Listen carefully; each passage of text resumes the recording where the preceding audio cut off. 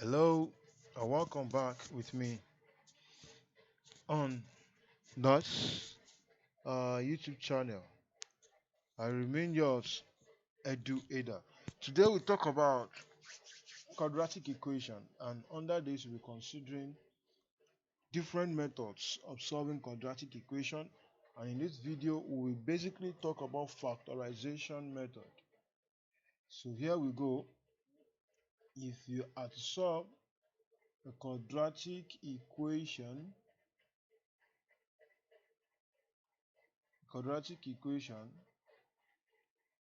that involves, now the first thing you see, you ask yourself, or you need to understand, is what form is quadratic equation? When do you see a mathematical equation and call it a quadratic equation? You can't say you have x plus b is equal to 5 and you call it a quadratic equation. No. When you have the quadratic equation is of the form ax squared plus bx plus c is equal to 0. This is a form of a quadratic equation where a is the coefficient of x squared, b is the coefficient of x, and c is just a constant. Why do we call it a quadratic equation? One of the variables is of degree 2. Look at this. X squared. So it is of degree 2. But if it is of degree 1, it is not a quadratic equation. If you have, for example, ax plus b, x plus c is equal to 0, this is not a quadratic equation. Let's solve.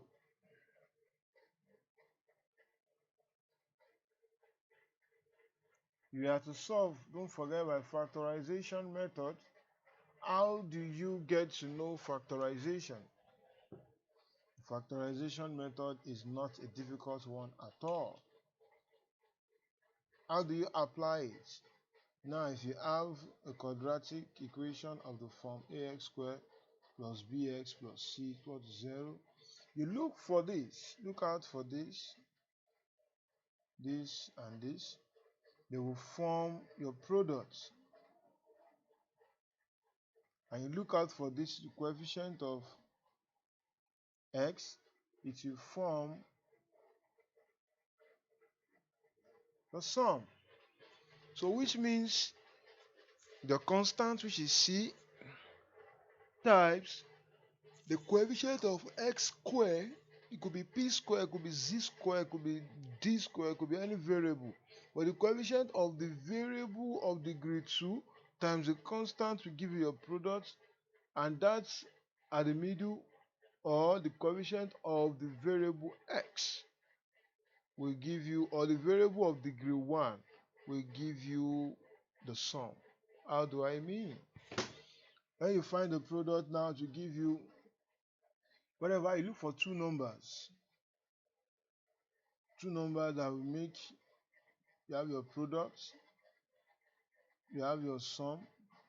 The two numbers you will get, they will be give you the same value for both product and sum. So when you multiply them, you have the product. When you multiply, you have the product. When you add them together, you have the sum. Let's treat the example for better understanding. Look at this.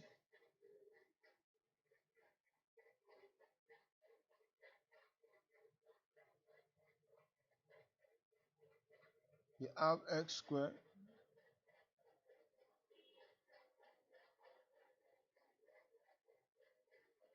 plus 3x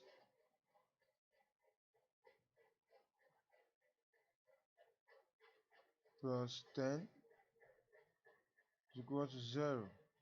Of course, the coefficient of your x squared, that is noted by a. Coefficient of your x is b. This is the coefficient of it. I meant rather. So the coefficient, which is this,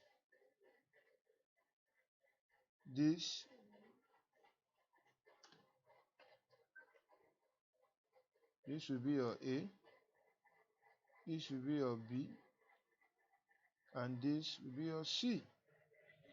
Yeah, so that's what you are going to have. So you get your product. Let me write it here.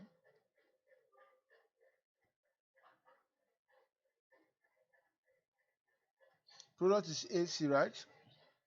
That is 10 times 1. The coefficient of x squared here is 1. And then your sum, please carry along your signs. The sum will be 3. You look for two numbers. Two numbers. Then when you multiply them, you will get 10. And when you add them together, you will get 3. What could that be? If we have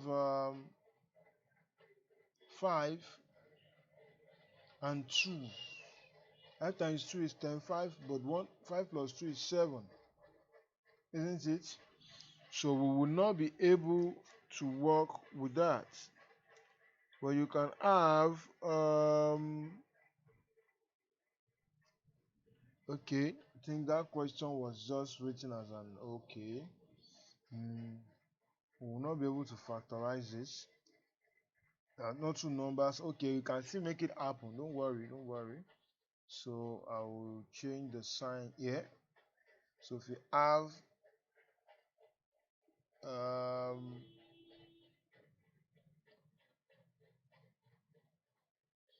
minus here,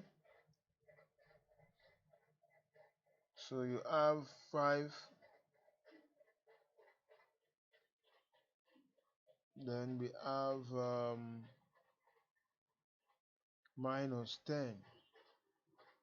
So the product is minus 10, the sum is minus 3. What do we do? So our numbers will be minus 5 and 2. Minus 5 plus 2, that will give you minus 3. Minus 5 times 2 will give you minus 10. So our product and sum are sorted. Yes. Well taken care of now. Good. So here we are going to go to solve. So you now write the quadratic equation. You now have x squared. You're going to be having x squared. Instead of this sum, instead of minus 3, put this 2, minus 5x plus 2x. Then you have the constant minus 10. That equals 0.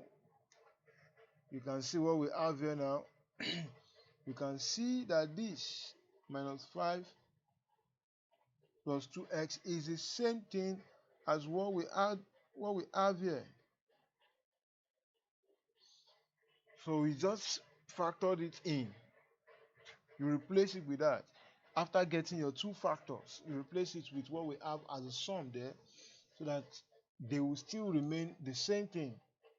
Why do we do this? So that it can be easy for us to factorize. Now let's factorize. We have x squared minus 5x. You factorize by grouping, plus 2x minus 10 group them in twos. What is common to this? You have x, factor it out. Another x will be here minus what? 5. When you expand this, you have what is up back. Are you getting that? And what is common here? We have plus 2 is a factor here. This one will be what? X minus 5 equal to 0. Can you see this? Now, whenever you solve, these two must be equal. Whatever they have, you must have the same thing there, such that you can pick one of them. So you now have x plus 2, open bracket, x minus 5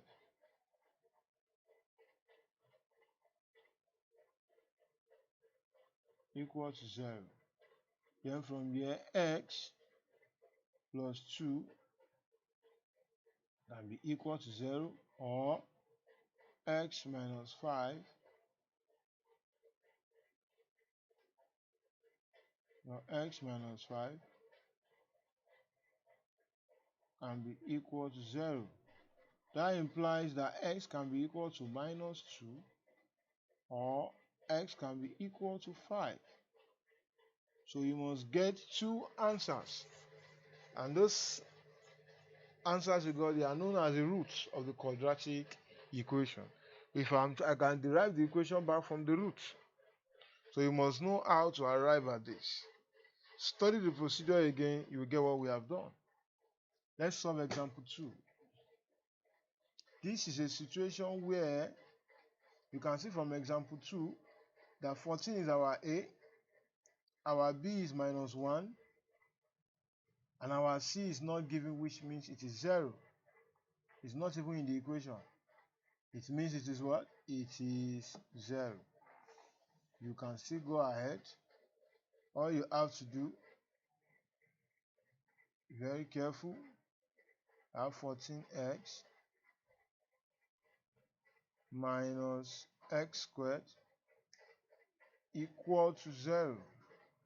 You can factor out something among the two. You can still go by the way we did the other time. You consider your C to be 0. Then if your C is 0, AC, your product will be 0. Your sum will be what? You can rearrange this, please. Your sum,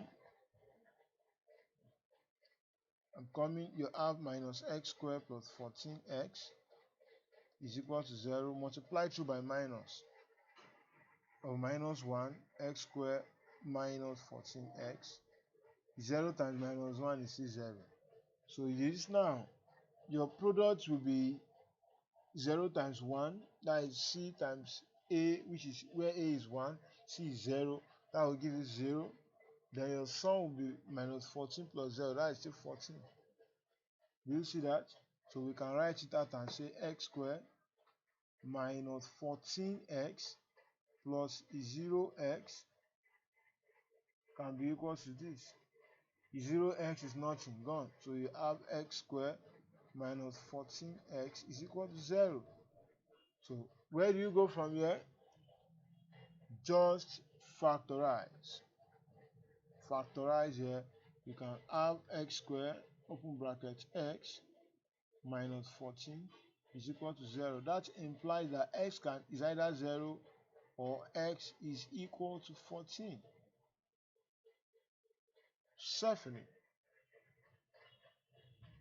Yes, with this idea on what we have done, you can practice this question by yourself. Rearrange this first. You have minus 2x squared. That actually means it's equal to 0. If I had not written it, it is equal to 0. So rearrange. Minus 2x squared plus 3x plus 5 is equal to 0. Then you can multiply through by minus 1, so that you can have, or divide through by minus 1. Multiplication of signs is anything like division of signs. So you have the same result eventually. Thank you again for joining me. I see you again when we see. Bye for now.